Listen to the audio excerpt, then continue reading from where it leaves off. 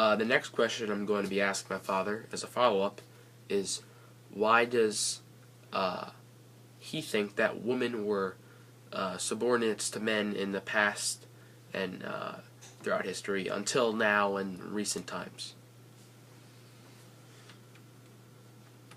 I don't think there's a really good answer for that question, because it's really not a very logical answer.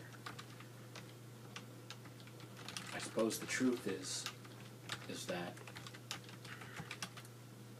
traditionally men were perceived to be the breadwinners, and those who earned bread were able to own property and to participate in public life. It's not that the women had no role or not an important role, which is a different role.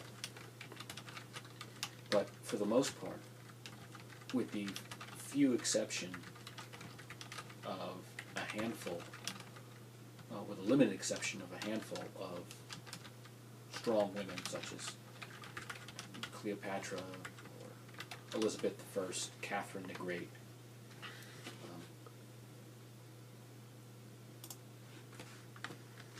with those types of exceptions, women were largely excluded from the ability to participate in public life, just based on traditional roles that date back centuries.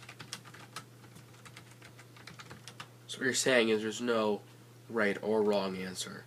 Well, I don't think that it's right. It's a question of right or wrong. I think it was probably wrong, for example, to exclude women back then.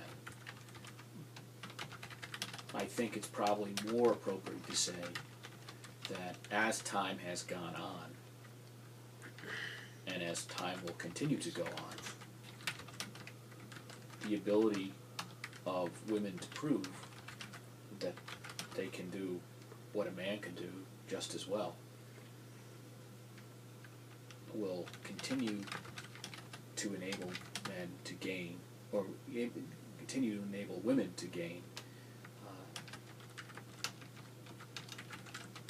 greater acknowledgement in the public sphere for all the contributions that women make to society, beyond those that were in their traditional role of being centered around the house and home and the domestic sphere.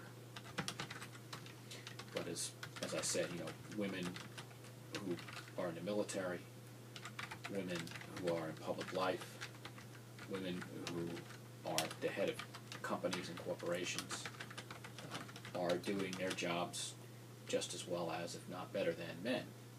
Women in the professions, women doctors, women judges, women lawyers.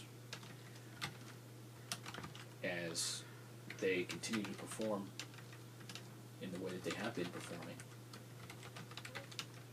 more and more people will take for granted that women belong in public life, and women belong, in business, and women belong in the professions, and deserve equal treatment to men. You go to any university, as I said, you go to any university, and most of them, there's more women enrolled than men. You look at who votes in elections, more often than not, it's women than men. All these things are good things. Because particularly those of us with daughters, we want our daughters to have more and better opportunities than our mothers had when they were girls. So it's certainly a good thing.